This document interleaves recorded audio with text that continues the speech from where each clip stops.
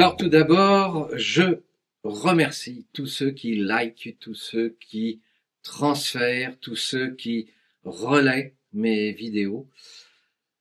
C'est particulièrement sympathique. Je vous remercie aussi de vos messages d'encouragement.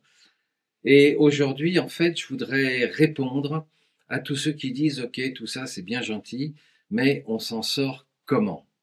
Alors, je voudrais attirer votre attention sur des choses qui existent, sur des réalités qui sont factuelles et qui sont prouvées, démontrées depuis la nuit des temps. Pour ça, j'ai intitulé cette vidéo « Le protocole Jéricho ». Et j'ai repris un texte de la Bible, parce que dans la Bible, il y a énormément d'informations qui se corroborent avec beaucoup de recherches dans le domaine notamment de la physique quantique et des domaines qui sont, j'allais dire, expliqués par Monsieur Klein, Monsieur Guillemont, Joe Dispenza, etc., etc. Et on en voit de plus en plus. Alors évidemment, pour certains, ça va vous paraître peut-être un petit peu ésotérique. Ça n'a rien à voir avec la religion. C'est beaucoup plus dans une autre dimension que moi j'appelle la spiritualité.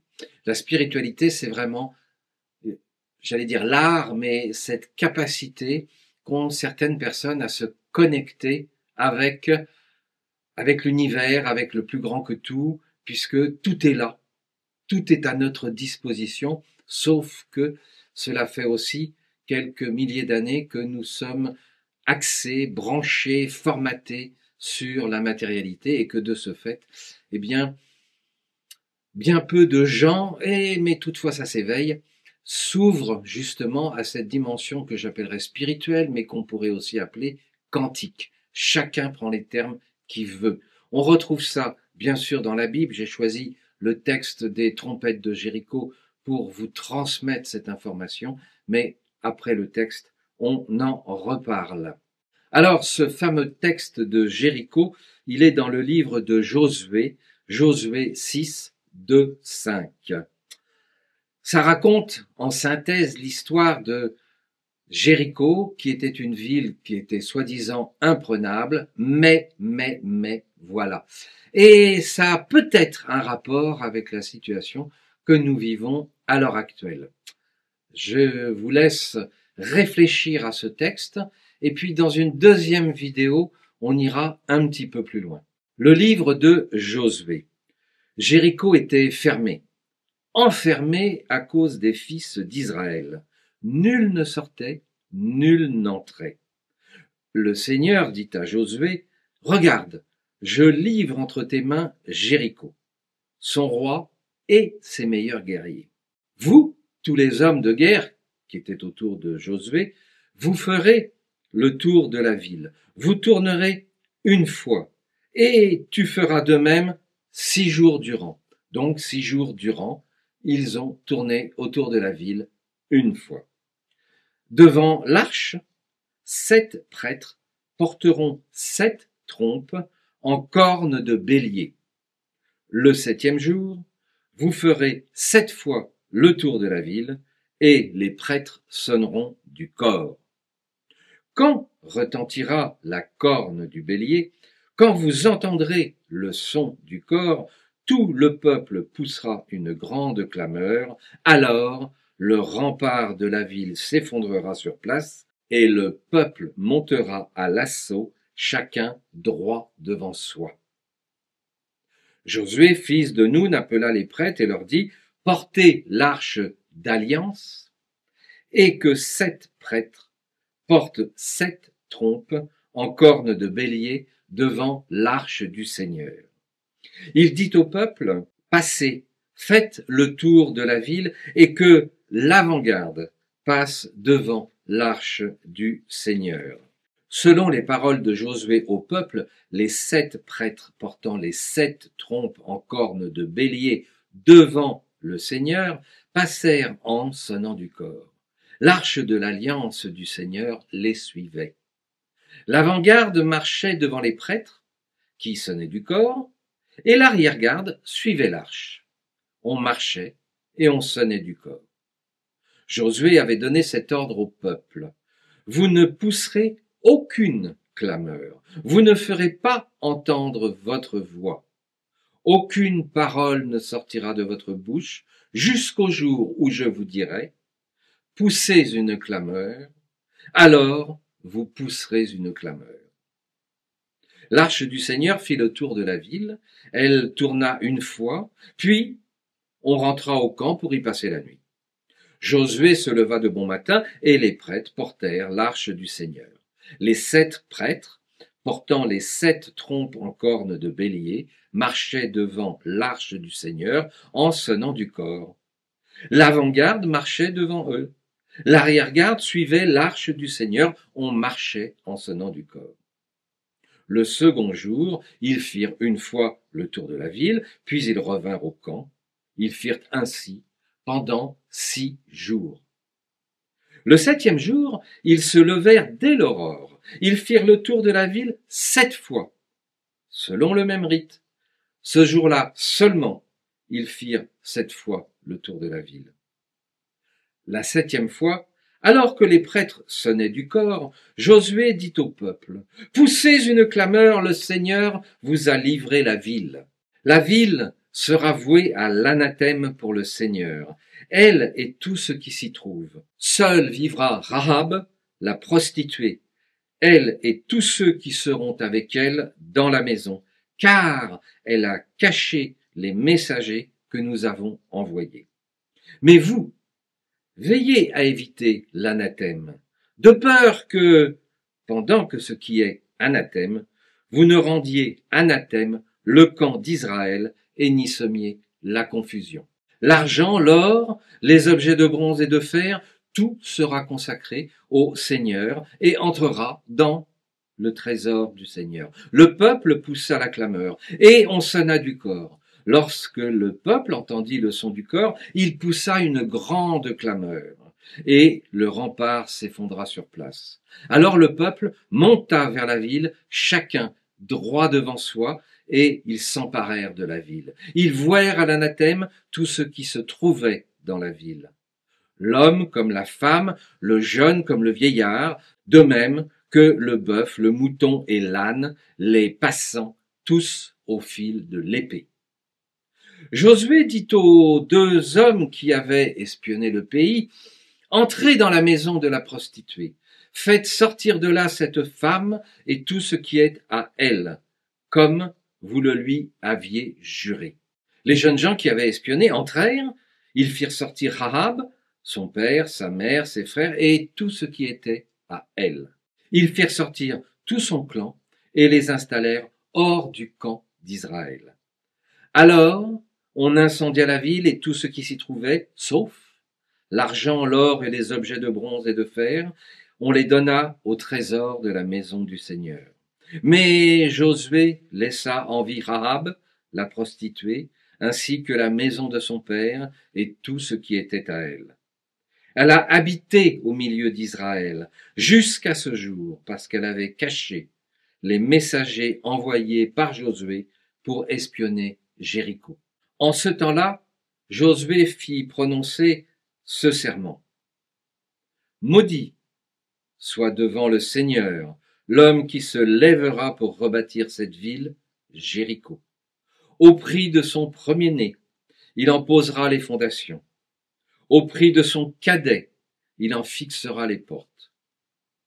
Le Seigneur était avec Josué et sa renommée s'étendit sur tout le pays.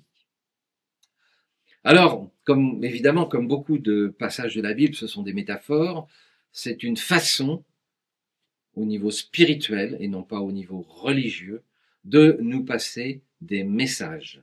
Et ce qu'on doit, évidemment, garder en mémoire, ce sont des informations qui sont clés. Quand il dit « vous ferez le tour de la ville », quand il dit « 7 trompes en cornes de bélier », le 7e jour, vous ferez 7 fois le tour de la ville. On retrouve là des nombres qui sont exploités dans d'autres domaines, comme notamment la géométrie sacrée. Ensuite, il dit « tout le peuple poussera une grande clameur ». Ça veut dire que c'est tous ensemble qu'il faut faire les choses. Alors le rempart s'effondrera. Et nous, est-ce qu'on n'a pas des remparts qui doivent s'effondrer? Peut-être des remparts intérieurs ou peut-être des remparts extérieurs. Un peu plus loin, Josué dit: vous ne pousserez aucune clameur. Il est bien évident que si on reprend la dimension spirituelle, la dimension quantique, nos pensées peuvent façonner notre devenir. On n'a pas besoin pour ça d'aller défiler en criant. Et beaucoup d'entre vous le savent. Nos pensées, lorsque nous sommes alignés, lorsque nous les portons haut et fort dans cette dimension de souhait, d'amour, de partage et de cohérence, souvent elles se réalisent. C'est tout un exercice. Il y en a, c'est inné, il y en a qui développent cet exercice, et puis il y en a qui n'y croient pas. Je pense qu'il faudra que nous vivions Jéricho pour que plus de gens y croient. Évidemment, Jéricho, je l'emploie un peu comme une métaphore, comme un protocole que l'on pourrait mettre en place. Alors, Josué, dans le texte qu'il nous transmet, dit: le rempart de la ville s'effondrera sur place et le peuple montera à l'assaut, chacun droit devant soi. Ce qui pourrait être interprété: chacun droit dans ses bottes, chacun aligné, cœur, âme et esprit, car on ne parle pas là de religion. Ce ne sont que quelques points, mais je vous invite aussi à regarder un documentaire qui s'appelle Wake Up 2. Je vous en mets un extrait, où des scientifiques aujourd'hui nous démontrent que tout est vibration, tout est information. Nous avons donc un énorme pouvoir que l'on peut parfaitement exploiter, chacun dans son coin. On n'a pas besoin de se réunir, de prendre la voiture, de faire des grandes manifestations ou cérémonies. Imaginons que chacun dans notre coin, chaque jour, 2, 3 minutes, 5 minutes, de façon tout à fait métaphorique, nous méditions, nous exprimions en silence un mantra où on se voit souverain, libre, puissant, et où on voit les murs de notre Jéricho s'effondrer. Imaginons que nous soyons des milliers ou des millions à faire ça. Ça a déjà été fait depuis la nuit des temps. Et peut-être même il n'y a pas si longtemps, en Inde, où ils ont réuni des milliers d'enfants, et avec des mantras de paix. Alors que la guerre risquait d'exploser, ils ont réussi à retourner du côté pacifique. À San Francisco, si ma mémoire est bonne, ou peut-être Los Angeles, des groupes se sont réunis pour faire exactement la même chose. Vis-à-vis de quoi? Vis-à-vis du gangstérisme, de la violence. Et en l'espace de 8 jours, ça a chuté de 30%, si je ne dis pas d'erreur dans les chiffres que l'on m'a transmis. Alors pourquoi pas nous? Pourquoi pas chaque souverain? Pourquoi pas chaque individu? Pourquoi est-ce qu'on ne porte pas haut et fort cette vibration, cette vision? 5 minutes par jour, 10 minutes par jour, on peut se rassembler. Mais on peut aussi se dire que, par exemple, tous les jours, à 7 heures ou à 8 heures du matin, il peut y avoir des groupes qui se mettent à 7 heures, des groupes qui se mettent à 8 heures, des groupes qui font ça le soir avant de se coucher. Juste porter haut et fort cette vision, ce mantra, cet espoir, cette vibration qu'on doit absolument faire monter, car on possède là un pouvoir absolument extraordinaire pour faire évoluer les choses, pour transformer le monde. Alors, je vous laisse regarder le teaser de Wake Up et on se reprend sur une prochaine capsule vidéo pour développer le sujet. Mettez-moi vos commentaires. Mettez-moi vos idées, mettez-moi vos attentes. Et surtout, n'hésitez pas à partager. Il faut que nous soyons le plus nombreux possible pour développer ce pouvoir que nous avons et l'étendre sur toute la surface de nos nations. Et comme disait Jean-Paul II, sa première phrase, aux jeunesses catholiques qui ont eu lieu un jour en France sur le terrain de champ de course de Longchamp, je crois si ma mémoire est bonne, il a commencé son discours en disant « N'ayez pas peur, essayons, on n'a rien à perdre, à bientôt, j'espère ».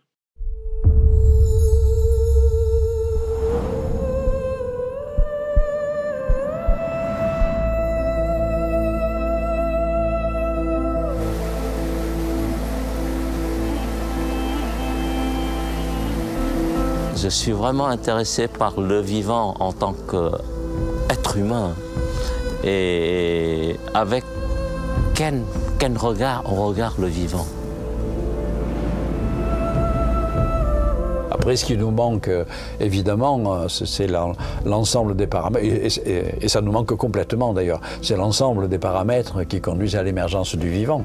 Donc l'émergence du vivant reste effectivement un mystère complet. D'ailleurs, la science nous dit que c'est 0,035% ce qu'on perçoit de ce qui existe. Et donc, il existe 3000 fois plus de choses que ce que je suis en train de voir là et de l'expérience que je suis en train de faire là. La physique en particulier nous démontre aujourd'hui, pour faire bref, que l'espace, la matière et le temps n'existent pas et qu'il faut les remplacer par la vibration, l'information et l'énergie. Finalement, toute la vie, c'est une histoire d'information. Et la matière aussi, c'est une histoire d'information.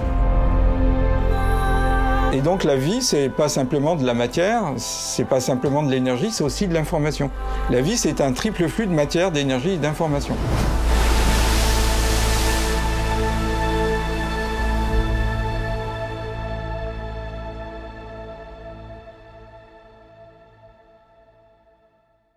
Et si vous voulez en savoir plus, vous avez mon livre « Le réveil a sonné ». Je vous mets le lien en dessous. Je consacre tout un chapitre à cette dimension et je vous propose quelques mantras. Pour ceux qui préféreraient recevoir le mantra en audio, c'est gratuit, vous m'envoyez un message et je me ferai un plaisir de vous le faire parvenir. À bientôt.